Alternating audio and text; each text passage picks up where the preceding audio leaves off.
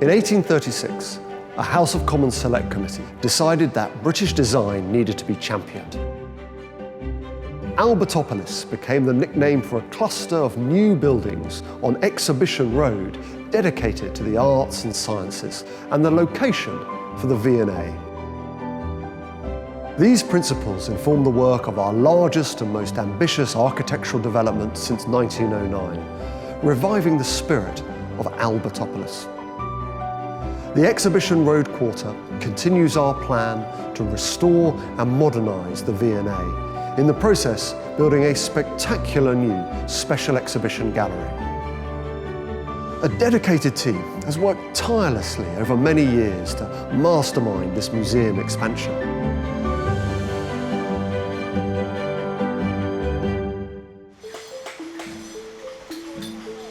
Well, when we won this competition, it was a really thrilling win. It's my hometown and I love the V&A. I've always loved the museum. I've always loved it as an institution, but I felt very much the weight of history and the weight of responsibility. I think if you're risk averse, this isn't the kind of job you would undertake. The decision to build an 1,100 square metre gallery underground in the Grade 1 listed estate of the V&A is a huge risk. We're the world's greatest museum of art and design performance, so why wouldn't we want to commission a daring, brave, and some would say an incredibly risky piece of architecture? This is a huge project to take on, really complex design, a real challenge in terms of how do you dig this huge hole next to these historic buildings without damaging them and the collection that's the other side of the wall. We had to take the Aston Webb screen down before we could start digging the hole, and it had been put together very, very well by the Victorians. 1,375 stones, all ranging in different sizes, weighing many tons. Well, there's something very Darwinian about the museum as a building. It just keeps on evolving, adapting to its environment. It's never really been defined by one footprint. It's been flexible, dynamic, inventive. But this is really the biggest thing that's happened to the museum since 1909. Some things cause your worry. I had sleepless nights when we was excavating and when we were piling and when we were propping. If you care about a job the way we do, you can't not have sleepless nights. It's part of the job.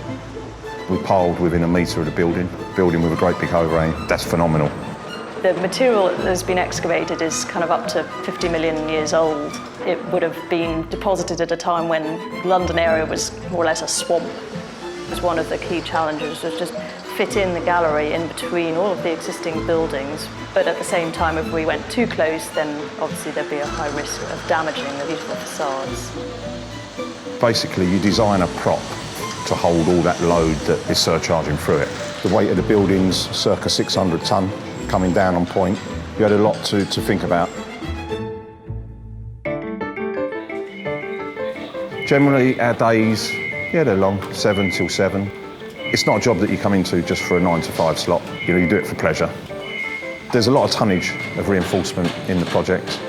The strength of the concrete type of the steel gives you that extra strength. There is a very important collaborative relationship between the architect and the engineer. Without the engineering, the architecture couldn't exist. This whole project could not have been done 10 years ago. It was because we wanted to create as much gallery space as we could that we needed to excavate very, very close to the museum. The two key areas we were most concerned about were the esgraffito facade of the Henry Cole wing, which is very, very delicate, and the ceramic stair. We predicted through our geotechnical modelling what ground movements might happen. If we hadn't done that, we would have ended up with a much more conservative design.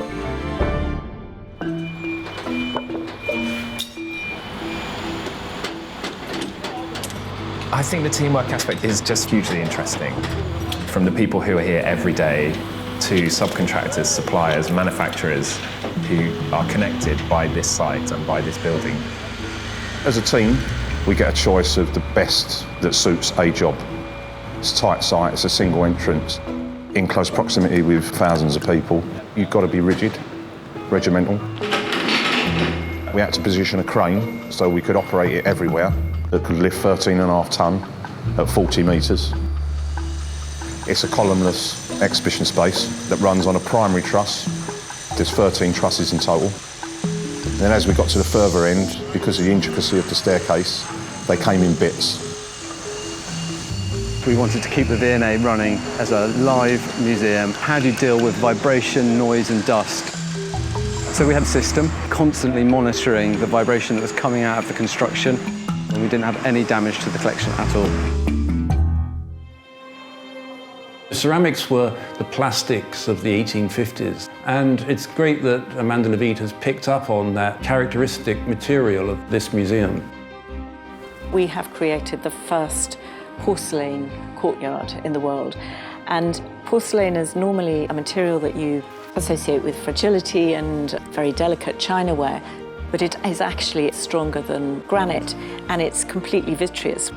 We spent a long time doing the research with Tikkelau to find out what is it that you have to add to the base clay of the porcelain to give it some friction so that it won't be a slippery surface.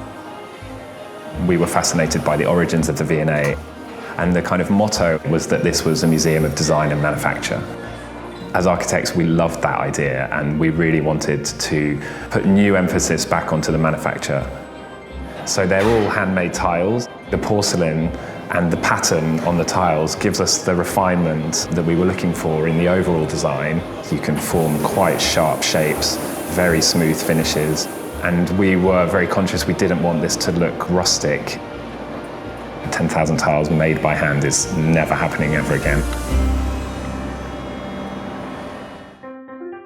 The project's incredibly important for the V&A as it creates a brand new entrance to the museum and a brand new physical relationship to Exhibition Road.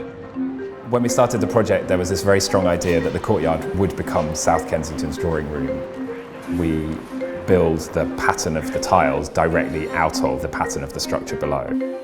The driving force has always been this idea of making the invisible visible. We cut holes through the roof with the oculus and the skylight so you can actually see into the spaces below. And from the spaces below you can see back up to the museum. One of the key aims of this project was to try and encourage non-V&A visitors to come to the museum, removing barriers, whether they be physical barriers in terms of creating a really welcoming entrance, or intellectual barriers in terms of the sort of exhibitions that we would put on in the new space. I think that all our visitors will find something quite special and unique about this building. There's a dynamism, there's a freshness. It's absolutely cutting edge, but it still feels like it's part of V&A. And that's a very difficult thing to pull off. The gates that sit in the Aston Webb screen and in the new openings have been a project in themselves. Each leaf has about 3,200 holes. There are 10 pairs of side gates and one large pair of central gates. This actually will depict the royal crest in the finished gates. This project took just over 6 years, and it was a very hard journey. And as you get to the very end, I felt a huge sense of pride in what my office have created.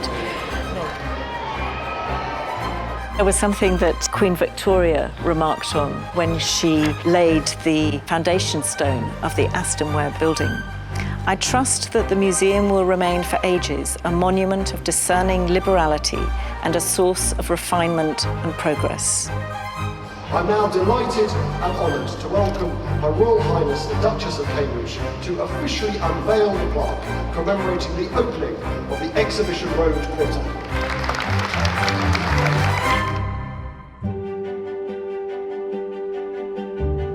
Building the Exhibition Road Quarter has been an incredible journey for the V&A, one that will transform our ability to create world-class exhibitions that celebrate innovation and creativity.